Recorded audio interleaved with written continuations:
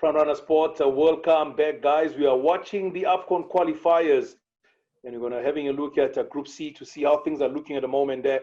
Ghana in action this weekend, and we travel to Ghana. We go to a producer at Joy FM and a former contributor for all of different institutions around the world as well. Muftawu, Nabila, Abdulai. Muftawu, welcome to Frontrunner Sport. A pleasure to join you this evening or this afternoon, actually, because of the time difference. Yeah, no, we evening already this side, so yeah, so you guys are still probably just getting towards the evening. Let's talk about these. I mean, the qualifiers coming up. The first thing that one will look at is to how were the news received in Ghana, the fact that Sao Tome will play South Africa, both their home and away match in South Africa. For the qualifiers. How were the news received in Ghana about that? Actually, it feels like an advantage handed to South Africa because if you look at an opposition like Sao Tome and Principe, where so many people already believe that they are going to be the boys that will be beaten by everyone in the group, for them to be playing their matches in South Africa, many people feel that this is an easy opportunity for South Africa to just fly all over within the group.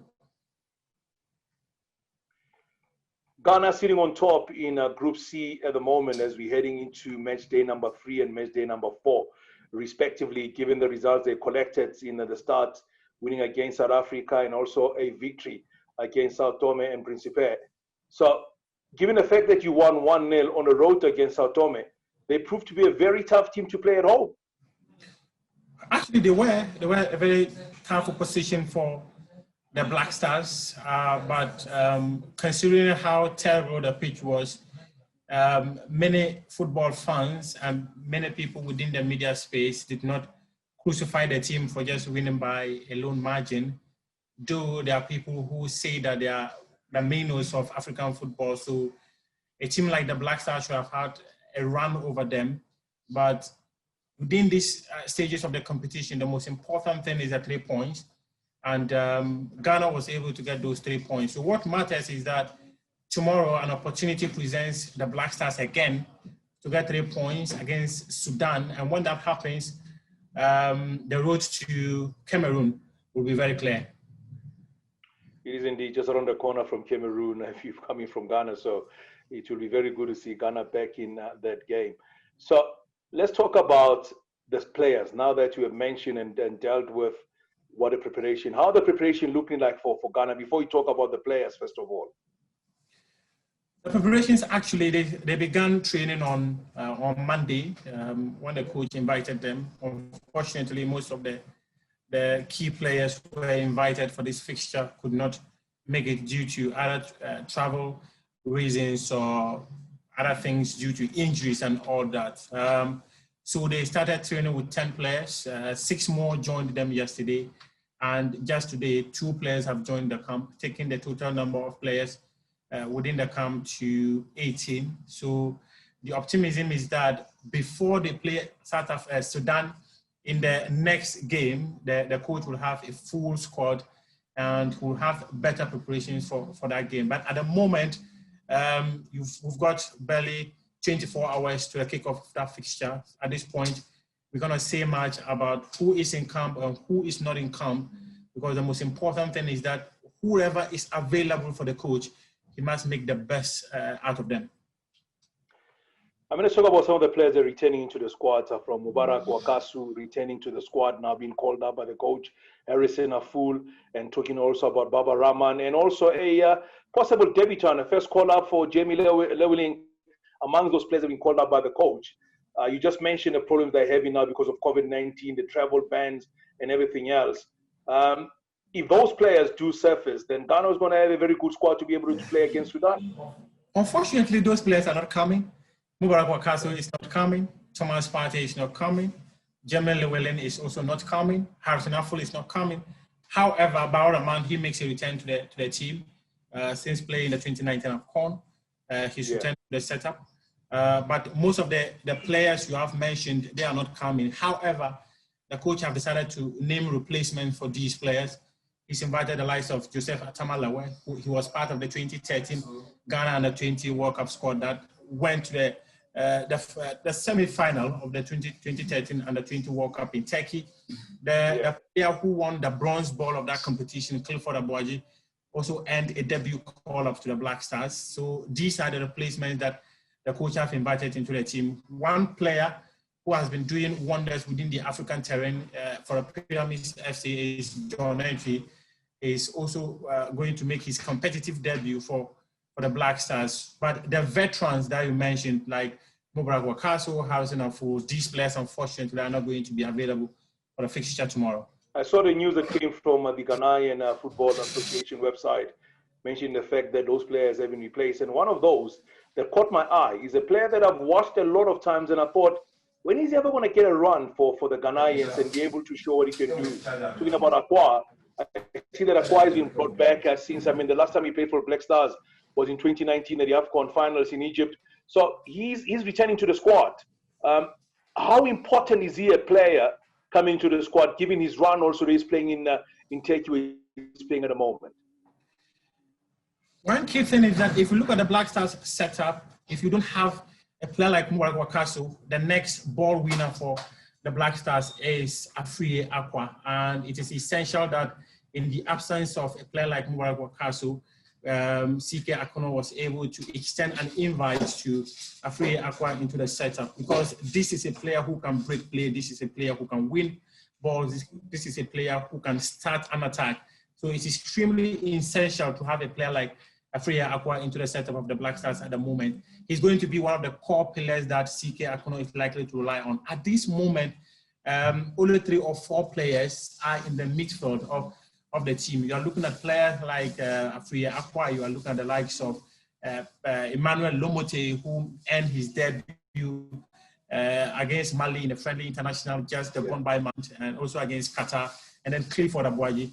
However, we can rely on a player like Andre Ayew to play as part of the midfield for the Black Stars. So at this point, one player CK Akonnor is going to rely on to shield the backline of his setup is going to be Afriye Akwa. Talking about there is Ayew to try and get things going. He's a player that has really been a relied upon player for the Ghanaians for a long time, since the first time when he played as amongst the AFCON squad players in 2010 in Angola, after having helped the junior team in 2009 to win the World Cup then. Those players that he has used to play alongside, I've seen some of those, Yokora Samoa being able to go forward, but some have just fell by the wayside. What is the problem with those players that were part of that Ghana team that did so well, and they became part of a 2010 squad for Ghana as well in the AFCON tournament? One interesting thing is that you would even have to go back to 2007 when Ghana played Senegal in a friendly match.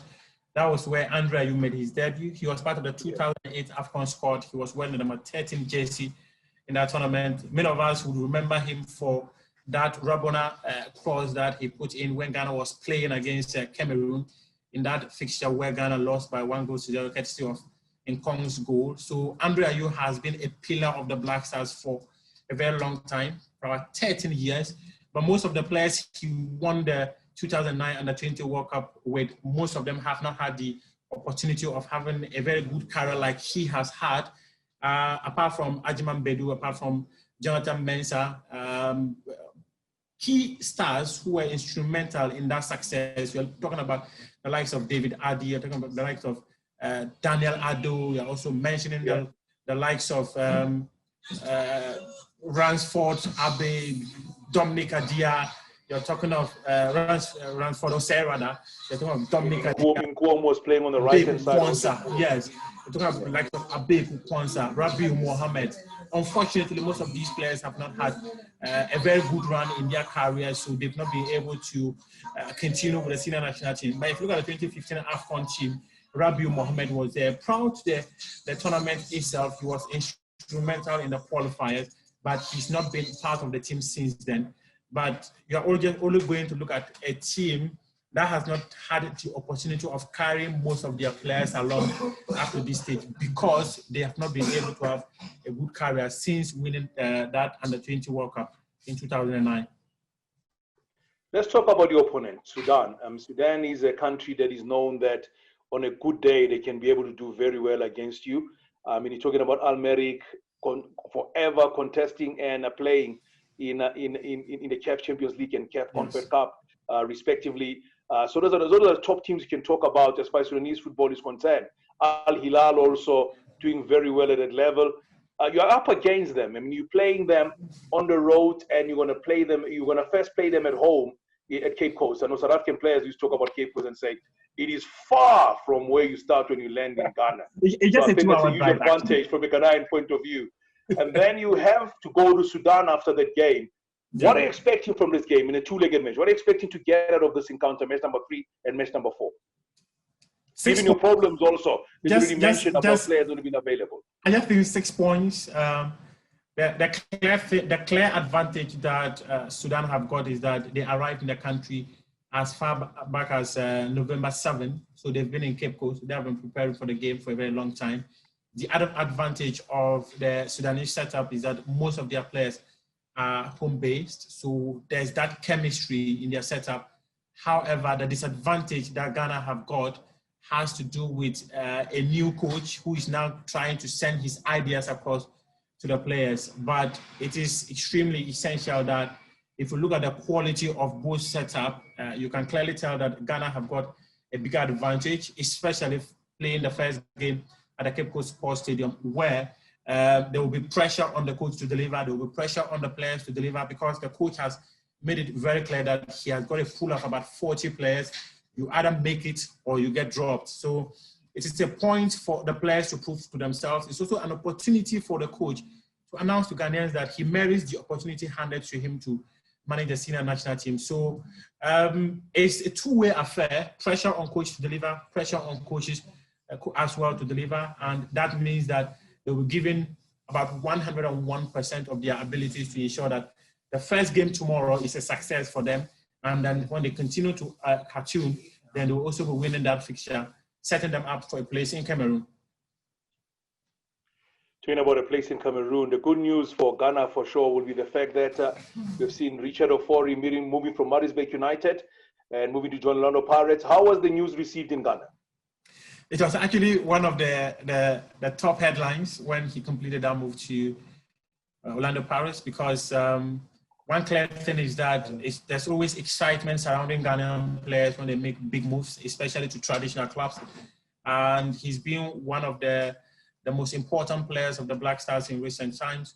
Since the 2017 AFCOn, he's been a key player in that setup. He understudied so many goalkeepers, like the likes of Rahman. He had the opportunity to understudy someone like this Adam Kwarase. So he has got that experience. When we went to AFCON 2019 with him as the lead goalkeeper, we all saw what he did. So at this point, he's one of the key players, and he's even been named as one of the assistant captains of the national team. So when he made that move, it was one thing that dominated the Ghanaian media, because it was a move that excited so many people. Talking about exciting so many people, I know that people from the West always wants to see their players going overseas. Europe is always the place they want them to go to. And now Richard Ofori playing for Orlando Pirates. Didn't you guys want to see him go overseas? Didn't you guys want to see him play in Europe and be amongst the top in European football? He's got the qualities to do that. A couple of months ago, these were not public media reports, but some of us were privy to approaches from Aston Villa for his services. But the clear thing was that they needed him more in South Africa. He felt that he felt at home at South Africa. So the most important thing was for him to, wherever you feel at home, you give up your best. That was why he did not make that move. But I think that there's always a certain kind of interest when players move beyond the shores of the continent to other parts of the world, especially to Europe.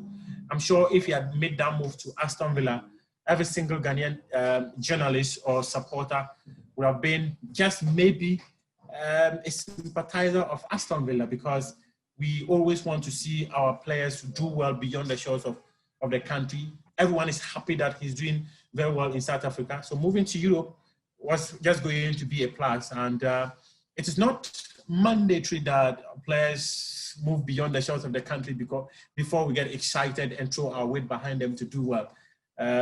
So far as he's doing well in South Africa, it's actually not a big deal because he's playing week in and week out. And if he comes to a national team and delivers, everyone is okay. When you look at Ghana's history, I mean, I was talking to one of the journalists from Nigeria to say that there's so much pressure on Ghana and Nigeria to do well at this tournament. It's been a while since Ghana really did well at the AFCON tournament proper. Yes, so yes. Post-qualification, what are the realistic expectations from the fans of Ghana at the AFCON tournament if Ghana does qualify?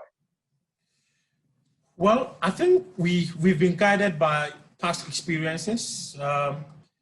2008, we had a team that had dominated African football. Even prior to 2008, 2005, they qualified to the World Cup unbeaten. We went to the World Cup in 2006, did so well. However, they had a terrible output in Egypt in 2006. 2008, people believed that it was an opportunity for Ghana to host the tournament and win. Unfortunately, those dreams were ended by AFCON, led by Samuel Eto'o, when they defeated Ghana 1-0 and met Egypt in the final, also losing to Egypt in the final. And then in 2010, we made it to the final. Unfortunately, we lost to Egypt in Angola. 2012 in Gabon and Equatorial Guinea, it wasn't the best of performances. South Africa 2013, it was another tournament that many Ghanaians believe that it was another opportunity for Ghana to win it. However, we never did. In 2015, when we made it to a final, the permutations were that when Ghana played Cote d'Ivoire in the 1992 AFCON, Cote d'Ivoire was in Group D, Ghana was in Group C, so Cote d'Ivoire ended up winning the tournament. So in 2015, Ghana was going to win. That never happened. Then we went to Gabon 2017. We failed again. 2019, first time tournament was expanded to 24 countries. We could only make it to a round of 16 of that competition. So we've been guided by past experiences. So expectations are low. However, we tend to throw our weight behind the team when they are doing so well. Expectations get to the sky when the team is doing so well. But at this point, considering that we've made changes to the technical team, considering that we want to give the coach an opportunity to build a new team that will find themselves in its own identity, at this point, post-qualification, we just want to go to the tournament and do well. Winning the tournament is just going to be a plus. However, the coach himself has mentioned that the focus for him is to make sure that he ends Ghana's failure to win the AFCON. It's been 38, 39 years Ghana last won the tournament. Should we win it in Cameroon, it's just going to be a plus. At this point, expectations are not at the roof yet. We just want to qualify for the tournament. When we get to the tournament, then we can begin to talk about the possibility of making it all the way to win the competition.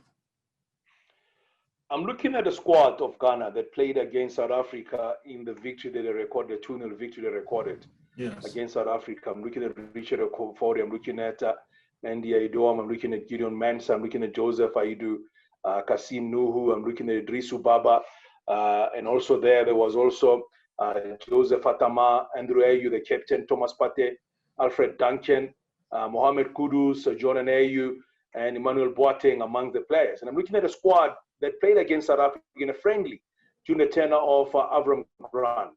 Yes. You know? I'm looking at your likes of Brima Razak, Ericin Aful, Jonathan Mensah, Daniela Mate, and Baba Rahman. You know, I'm looking at all those players. And Afri Akwa was part of the squad then. Yes. Played against South Africa. And then Christian Atsu, Wakaso Mubarak, and all those players. Let's compare the squad and the way the media receiving the coach and the people of Ghana in totality under Avram Grant, under Kwesi Appiah, and then now under Akonnor. How has the dimension and the respect of the coach been if you compare the three coaches that I've just mentioned, or the last coach now?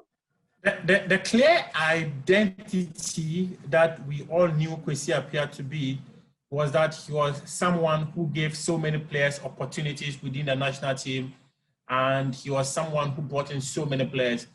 Most of the current players of the Black Stars, credit is always given to Kwesi Appiah for that.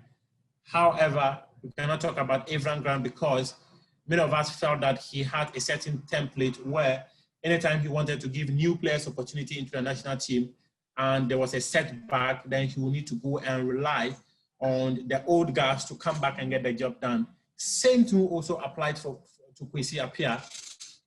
It was clear that anytime he had issues winning games, he will need to go back and rely on the old guys. Our first game against Ethiopia, on the return of Kwesi Appiah, there were so many young players who were given opportunities into the Black Stars. Most of those players, we cannot remember the last time they were given an opportunity to come back into the senior national team. Now we have a coach in the person of Charles Akonnor, who has done so well for himself locally. He's been with the likes of 11 Wise. He's had the opportunity of coaching some of the biggest clubs in the country, Accra House of Oak, Ashanti Gold, Asante Kotoko. He helped Dreams FC to qualify to the Ghana Premier League in 2016. He helped them to finish 9th on the league table, and he helped Kotoko to make it to the group stages of the CAF Confederation Cup for the first time in 11 years. Despite picking the team within 3 months, there were no plans of participating in the group stages of the CAF Confederation Cup. But when management of Kotoko decided they wanted to participate, CK was able to deliver with basically new players. So there is that belief surrounding CK Akonnor because of what he's done locally. This is a gentleman who has had the opportunity of improving his coaching abilities with the likes of Spurs, with the likes of Borussia Dortmund, with the likes of Wolfsburg, so with the likes of Leicester. So we believe that CK Akonnor has been able to enlighten himself and would be one person that can get the job done for the Black Stars. So if you have to compare the 3 coaches to that of CK Akonnor, the only difference that we can all talk about them is that the other coaches or the former players have had, former coaches rather, have had the opportunity of leading the national team to 2 tournaments each. We can talk of Kwesi Appiah going to the 2013 AFCON, then in the 2019 AFCON. We can talk about Avran Grant going to the 2015 AFCON final and 2017 in Gabon. But CK have not got that tournament experience. But what would set them apart is that CK have an opportunity of leading a certain Black Stars because there's a new administration in charge of Ghana football. And that new administration, there's that room being given to them to get their job done. If they're able to win the confidence of Ghanaians that they've got what it takes to build a better football identity for Ghana, then everyone will be hopeful that Ghana football will be back to its heydays like we used to have in the early 80s and then early 90s. But until that is done, CK Akonnor at the moment cannot be compared to the other coaches. His only identity is what he's done with local clubs in the country. All right, we can spend the whole day talking about Ghanaian football and discussing what is the possibility going forward. Ghana on the pound seat as far as the group is concerned. I'm happy to see Akwa back in the squad. I've always believed he's a special player, needed to be given chance to play. Baba Rahman being back in the squad. I said that Mubarak as well as Harrison are unable to be part of the squad. Just give me your predictions. What can we expect from what do you expect? How many goals do you think Ghana will score? And how are they going to be able to perform against Sudan home and away? I think the first game in Cape Coast tomorrow, not less than 3 goals. I'm extremely optimistic. All right. But should we travel to Sudan? There's always one clear thing about the mental fortitude of most of these countries. When you come up against most of these North African countries, they're always tough position to play because of how mentally strong they are. But when you get them in your backyard, you should be able to whip them very well. So that when you travel, that there's that respect. I know they are going to accord the Black Stars a lot of respect in that fixture tomorrow. So I think not less than 3 goals. But when we go away to Khartoum, I think that maybe at least 2 goals will be enough. I can tell you, I have been to Khartoum before with South Africa, and that was in 2014. Whew! Good luck. That's all I'm going to say. Thank you. But Muftawu, Nabila, Abdulai, thank you very much for talking to us today. That's a pleasure. A pleasure. Thanks very much for having me. Next again Yeah, all of the best, my friend. All the best.